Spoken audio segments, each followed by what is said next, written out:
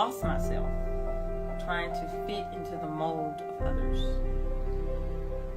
Afraid to shine, so I dimmed my light for their comfort and insecurities. I hid myself so that others would feel better about themselves. I suppressed what I suffered for and was tried for because they thought I shined too much. Everywhere I went, this became a problem. I could discern their dissatisfaction, and some would have the audacity to protest their discomfort with me. But the difference between them and me was they were trying to do it for their glory. I was trying to do it to give God His glory. When I hid myself, when I dimmed my light, when I could not be my authentic self, I became unhappy and I became depressed. This affected my esteem, which also affected my security that what I was gifted to do, I could do. Over a period, I did not want to do anything because I was so focused on the dissatisfaction from those who did not go through what I went through to receive the oil that I had received. So, because of the issues, I played the role of a victim. I would only give the minimum because I did not want to offend those who were dissatisfied with me.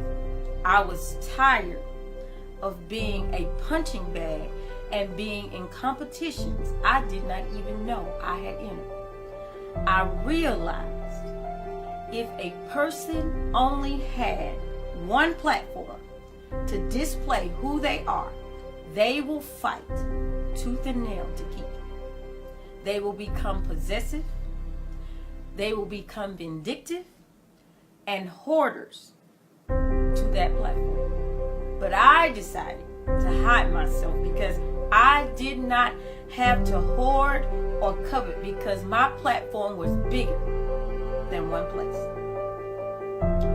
People with no opportunities outside of where they are can be vicious.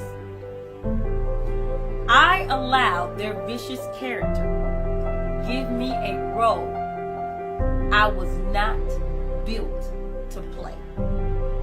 Within the 7 months of isolation with God, He led me to read the book of Jeremiah. Strange thing was, everything Jeremiah was going through, so was I. I told God what I did not want to do, based on others' opinions. I debated with God about the nature of why He sent me to certain places, knowing the people's hearts were not ready to receive me. I was persecuted, and people plotted against me to stop me, but I stood through. I recall a time when I was in the face of my enemies. I was crying to God because I did not want to face them, but God said, you go and face them. Don't bow out.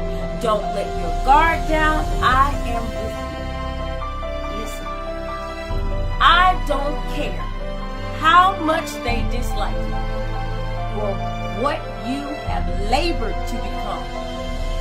You are not a victim. You were sent because they need what you have. God had to remind me who I was. I had sunk so low, I began to feel like everyone was against me. That is not true. In my moments with Him, He assured me who I was and validated my calling and gifts. He built my strength and gave me the validation that I have the valor of a victor and not a victim. He made it clear that I was no longer to be small to help the insecurities of others. My place was heavenly, and I was called to bring people where He is and not to stay where they are. If I played the role of the victim, all the people that I encountered, all the people that I was to help, they would remain a victim as well. But when I became a victor, they would rise to that level. You cannot come clean. You will not change. You will not grow. You will not see yourself needing help if you play the role of a victim. Some people, some of you are mentally victimized with no physical proof. You're mentally victimized with no physical proof, meaning that people have used mental abuse to hide the fact that, yes, they abused you. Satan is clever. In Genesis, he is described as craftier than all the creatures God created. He has more than 2,000 years on us all. He knows how to use people and things to stop your progress. But that is the reason you need to come clean. If your mind is abused, there is no way you can be used, because the memory, even the smell, even the thought, even the sight of what they did to you will linger subconsciously and consciously, allotting for you to be scared to even move into your destiny. This is real. This is real. This is the reason coming clean is so necessary. A lot of you are stuck in a mental state of what they did.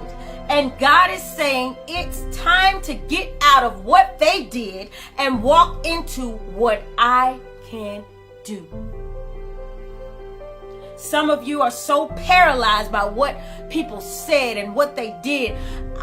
You don't even want to be around people. They will make you believe what you have to offer is not good enough. But if God sent you, if God called you, if God anointed you, it is what is needed, and it is good enough.